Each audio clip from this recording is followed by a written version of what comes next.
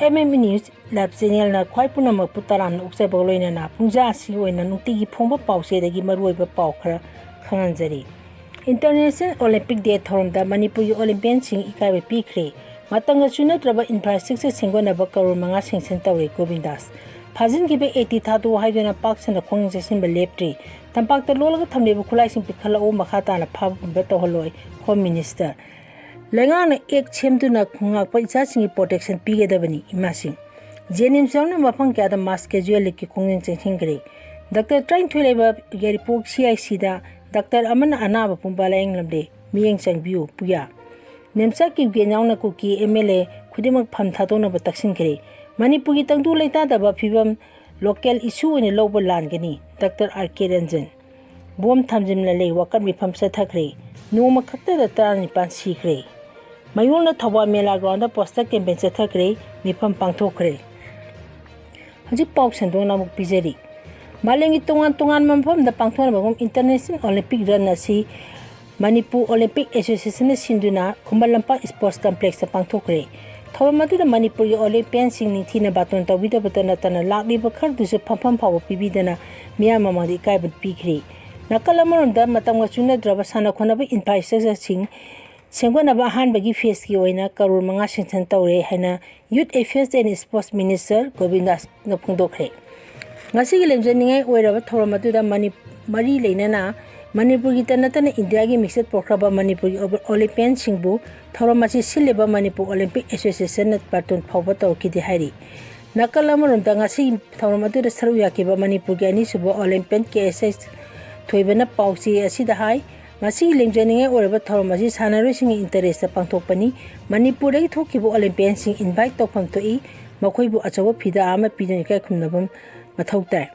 ngasi pangthokiba thoramadu da Manipur gi Chief Minister Yumnam Khemchana Chief Guest Manipur Olympic Association gi President Sunin Karamna President Manipur gi Home amasung Gas gi Minister Govindas Konthokjana Manipur Olympic Association gi advisor su oiriba Hairok ACK Emiratis Rajisam amasung Manipur Basketball Association gi President amadi Kaisamdong ACK MLA Nisikanta Sapana Guest of Honor oiduna saruyaki ngasi gi thormadura wangang duna Yas Minister Govindas na hai Manipur da hojik laiba sana khona bagi khulaising asi adungai 1999 da pangthoki ba manga suba National Games ki matamda lai ki ba ngauto oibana hojik matanga chuna ba wali maramasina hai ba khuju khulaising asi upgrade taunaba hanba phase ki oina lupak karor manga kaithaduna thamle masima Chief Minister Yumnam Khemchandi matengna ni haiki man makhatan hai India da lakadori ba 2036 Olympic Games the host taunaba India gi Prime Minister Narendra Modi na thamliba pandam asigidamukta mafang kya sem sabagi thabak pangkhalakpani Maduda Manipur soidana yaugani maduda sunatana lakadori ba Olympic Games singda Manipur ri khwaidi machingamba sanarosing puthongnaba laingana lepa leitana honari Manipur asi India gi sports powerhouse oina leiribani maramasina hawgalaliba sanarosing nasu thawai yauna honadun lakadori ba Olympic Games singda ahenba medal kya lorpa ngamna honasi haina mahna phongdokhi Tampakta lolaga thamlibu khutlaising pikhtlko makha tana phaba punba touhalloi Home Minister khungakpa phaba yaroi amadi phajingiba arabai thaumising condition amata yauna thadu haiduna khwareman ima kaitel yauna mafang kya wakan mi pam chathaduna pakchana khong chichingkare nakalamor the intelligence ki matungina Tampakta nongmai khara su lairi haiba paw phangre lotona thamlibu khutlaising pithoro makha tana phaba punba touhalloi haina Manipur lenga kya Home Minister Govindas Konthokjana phongdokre Khumalangpa Sports Complex ngasi pangthokiba International Olympic Day thorum the sarugya bala ki ba Home Minister the permission hangba wahang gi pakhum pireduna mana ophamasi haikibani Govindas Konthokjana permission makha tan hai Manipur gi Tampaki mafam singda irang thopaki chang hantarale adubu macha masu khara de dumak tholi aduwa chingdadi sathiba makhal gi irang ke khara adumak lairi Maramasina Tampakta lairiba irang asi nemtha duna irang thoktre haiba kanglaklaba matamda lairiba security personnel singching da thaga pakchana operation hena khumang jastina jathana honari Aramai tengkol phabi matangda paliduna mahang hai phariba makhoi uhum asi makhata na kari tawba yai haiba lenga kupna yengdi hojik lenga ki intelligence ta phangba pawi matungina Tampakta ju khulai khara hojik puthoktra baslo la thamni haiba पाउ DGP याउदना official Singh फंगले DGP याउना official Singh फंगले मरम मसिने लोसिल थमले खुलाइसिंग असी पुथोरलगा लेंगांग सिनेबियु मखा ताना NIA CBI नत्रगा स्टेट फोर्स अरामबाई तेंगोरसिंग फादना होनागनी हैना महांगना फोंदोकी माना मखा ताना हाई मणिपुर की मरुई चिंगी मफमसिंग साथीबा मखंगी इरांग थोली मचिम अनोब DGP सिना कन होनादुना तोहननाबा होनरी मणिपुर दे नौना लाकिबा कोबरा कमांडो याउना सिक्योरिटी फोर्सेस कया हौजी चिंग दे ऑपरेशन चथाबा हौरे असुम यारिमुकी तंपाक्ति इरांग थोंदना थमलगा चिंग दे लेबा खुलाइसिंग लोखनबा अहेनबा सिक्योरिटी फोर्सिंग थाजिनबा होनरी ऑपरेशन चथाबा हारगा मी फाबा नत्रगा मी हारपनते पाइप खुलाइसिंग अदु लोखतपा अदुनी नकलानिमा द खुलाई लेत्रबा मतमदा उखनरिबा अमसुंग वारी सानबा याद्रिबा सि कोहनदुना हानगुमना तंगतु लेताबा लमदा ममा ओहेनबा पुन होनमिनसि हैना माना मखा ताकी अमरमदे 85 मायक्ता ngasi ju mafam kya da wakan mipam chathanaki khwaimang kathin mari gi imasina ngasi kathin ani ka ta pleka kya sina nu chathaki wakan mipam da saru yaki bi khetimim sathina pawmi sing hai lamdam sigi miyang ngak sena bidam tholaki bu khungak ba isa sing protection pina bagi da mak state lengana thuba da mathok ta ba ek sing da bani mara laitra isa sing mayek talangchin ba yaroi security force amadi lengana matam jana मथौ पांथोक्त्रबदी फिबम मसी यौखिबनि हाइबा खंफम थोई मियांगी मिहुत ओइना थाखिबा दुचिंबसिना मियांगी नमत पांथोक्त्रबनिना मखोइजु अखोइगी छगोपै मथौ ताते लान मतम थोलत्रगा हजिना वांगलान बिसि मियांना येंगनिबा पोक्त्रे नेचा किगेंगी खुत्ता उंगदुना लेंगा असिना मत थबक तौरिबा असि मियांना खंगलम लोय हाइना खनगनु तंपाक्ता खुलाई लेरी तंपाकी लोयरगा चिंगदा अमुक थबक पहेकनी हाइना home minister गोबिंदासे फोंदोकी वाफम यानिंगदे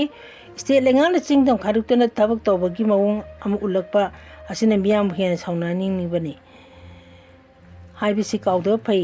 चिंगी लमसिंगदा फ्री थादोना लमसिंगी मिचम के फादोना पुखरगा हौजिक फावबो थीबा खंगना लैबा असिदा NIA कैदोदुना लैबगी लेंगा अमदि सिक्योरिटी फोर्स मथौ पांथोक्तबदगी मियामगी पुंसी अमसिन लंथों ngaknabidamak samna hinglaba lamdam asi nasina khutta re khulai parkibani irang thalalaba matamda khunga paisa singmu atatai tanbai thong se thalabadi mama sana yingduna leibangam loi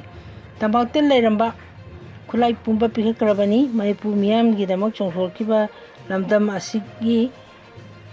nahauri bisa sing mathatam bakhalamata gi cherak piba yaroi lengana matho panghu traga hojingna micham do onsin bagi thong se thabai lekodabani hajingi paisa sing condition te audena thadu athuwa thadu biro u waina thador kadabani haiki nemcha ki genyauna kuki MLA khudimak pham thadona ba taksin kre deputy chief minister nemcha ki genyauna kuki furki leibu MLA khudimak masa masa ki pham thadolaga miyam da puna lemina duna khong chansin minachi haina kuki history and identity protection committee na taksin kre ke IIPC ki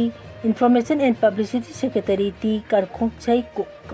Haokip न थादोरप चेरोल मन high कुमजा 2023 की मे हम तै हरलिबे इरांग असि victim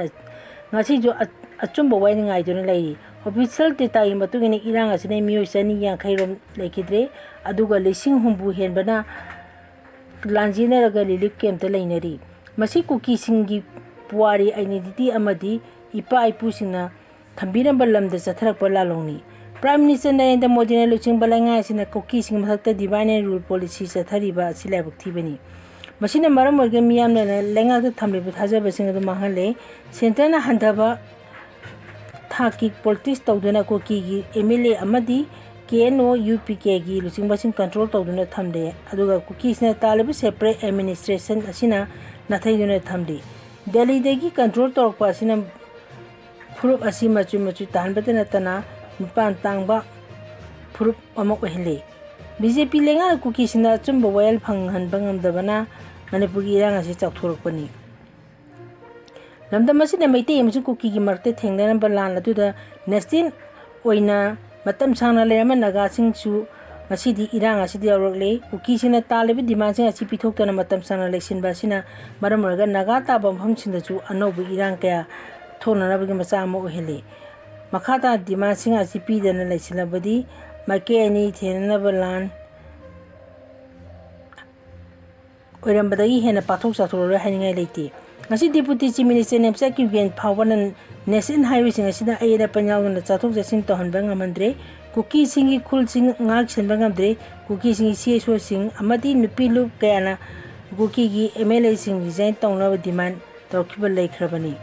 demand sing adu case KSIP sina mapung phana sawgali deputy chief minister nemsa kyugen yawna kuki MLA punamak Manipur Legislative Assembly dagi resign tawdabani sentence thariba divine rule policy asi reject tawdana kuki sing namthana hona riba asi mayokta lekodabani amadi kuki miyangi loina physically amasung politically leminaduna achum mobile phangnabdam chasin gen minagadabani ha pakha ki